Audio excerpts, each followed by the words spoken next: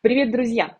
Стоит ли переезжать жить в Южную Корею? Ведь здесь все так прекрасно, погода и климат, безопасность, да и местные, в принципе, неплохо относятся к иностранцам.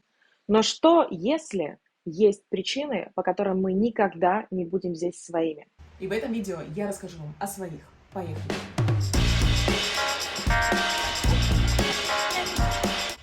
Что скрывать, мы всегда будем для корейцев чужими. И дело даже не в том, как мы выглядим, что мы никогда не сможем смешаться с толпой, что на нас всегда будут обращать внимание, что мы всегда будем в центре. Мне кажется, дело вот еще в чем.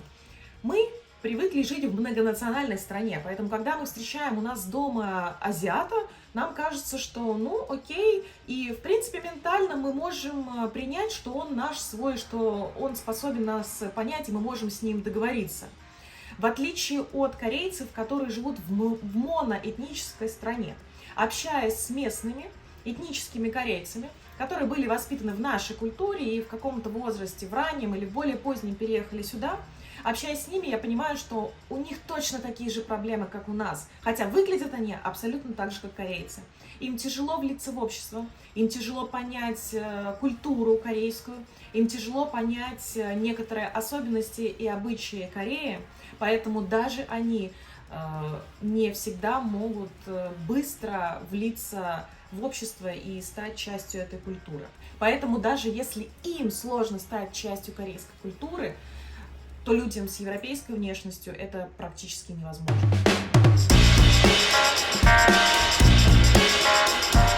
Еще одна причина, по которой мы никогда не будем здесь своими, это наша грубость. И дело не в том, что мы специально пытаемся кого-то обидеть или оскорбить. Дело в том, что здесь есть обычаи, которые не вшиты в наше культурное ДНК. Что я имею в виду? Когда я ничем особенным не занята, я всегда держу в голове, что передавать или принимать какой-то предмет нужно двумя руками, что нужно тянуть слова, потому что это признак вежливости. Но если в одной руке у меня ребенок, во второй руке у меня пакет, я прямо сейчас пытаюсь понять, как мне в незнакомом городе добраться с точки А в точке Б. Моей оперативной памяти уже не хватает на то, чтобы держать в уме какие-то особенности, обычаи, вежливость и так далее. И я просто говорю так, как я говорю в обычной жизни.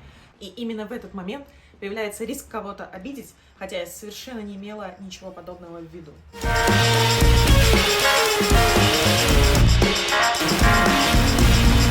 И еще одна особенность, из-за которой уже лично я точно никогда не буду здесь своей и буду чувствовать себя не в своей тарелке.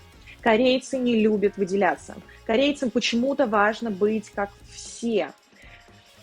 Мне кажется, несколько десятков лет назад мы тоже это проходили. Но неважно. Я люблю яркие цвета. Мне нравится быть в центре внимания. Мне совершенно непонятно, почему нужно носить только белый, черный, серый и бежевый цвета. Вот 4 основных цвета, которые надевают корейцы. И, в принципе, по их стилю можно сказать, что они одеваются либо в casual, либо в классический деловой стиль, и все. Так, чтобы встретить какого-нибудь классно, интересно, сложно и ярко одетого корейца, это прям надо очень хорошо постараться. Прям это очень редко. Может быть, за те полгода, которые я здесь живу, я встречала только одного или двоих таких людей, и реально все вокруг, даже я, на них смотрят. В принципе, даже сами корейцы называют это клон фэшн, клонированная мода, потому что корейца распознать очень легко. У него всегда будет челка, да, если мы возьмем мужчину. Он всегда будет носить бежевое пальто, он всегда будет носить подстреленные, то есть коротенькие штанишки и круглые очки. Ну и такая же ерунда происходит с автомобилями. Значит, какие цвета здесь можно встретить? Серый, темно-серый, белый, черный. Вот иногда, конечно, встречаются желтые такси, но чтобы встретить машину другого цвета, это прям надо постараться.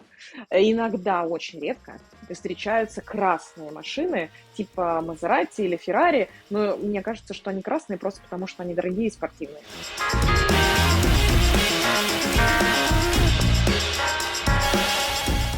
Ну и то, что вам точно понравится, да, мужики здесь красятся. Ладно, не все. Большинство мужчин здесь выглядят ухоженно. Некоторые выглядят по нашим меркам женственно. И все-таки иногда они пользуются тональным кремом, тушью и подводочкой для глаз. Я на самом деле ничего не имею против, это правда смотрится прикольно, у него ровный цвет кожи, он такой симпатичный и ухоженный, с аккуратной стрижечкой. Но что-то мне подсказывает, что люди наших краев будут относиться к этим ребяткам с некоторой долей непонимания. Согласны? Ну и на закусочку, чтобы нам точно было что обсудить в комментариях, здесь можно в открытую выражать свою любовь к Америке. Вы вот только прикиньте, можно подходить к людям и выражать свое отношение к этому. Можно носить флажочки и нашивки на футболках и рюкзаках, и тебе за это ничего не будет. Вообще, конечно, странно, что мне это показалось странным. А у нас так можно?